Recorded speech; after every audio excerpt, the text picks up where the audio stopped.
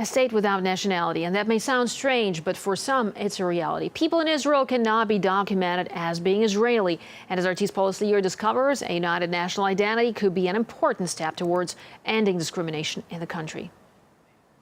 The US has Uncle Sam, Russia has the bear, France has Marianne, and Israel has a question mark.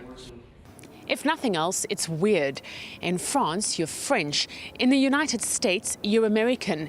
In South Africa, you're South African. But here, in Israel, you cannot be registered as Israeli. Under Israeli law, you can come from Moscow and demand to be registered nationality Russian, but you cannot demand to be registered nationality Israeli. It's a totally absurd situation. In Israel's population registry, there are 135 recognized nations. People are listed as Jew, Arab, Druze, and more, but never as Israeli. And most seem okay with that.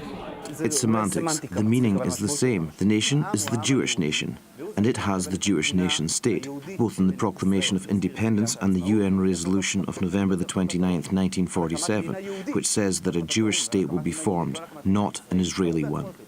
If a person was to be identified as Israeli in the National Registry, it would challenge the claim that Israel is a Jewish country, something the Supreme Court is aware of, as is Uri Avneri and a group of Israelis petitioning for change. Under all these laws, Jewish citizen has different rights from an Arab citizen.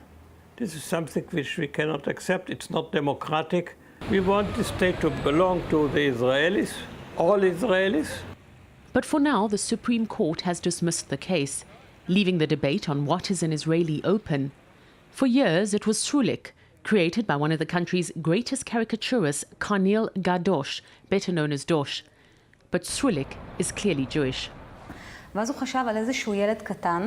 He came up with a young man because Israel was still a young state, and slowly he created the new Israeli. Dosh dealt more with the issue what happened with our neighbors, Palestinians included, but they weren't part of the character. Like the registry, Srulik lives in a world where culture, faith and history are more defining than one's present. And by all accounts, it's likely to remain that way, at least for the nearest future. An Israel without Israelis. Polislier, RT, Holon.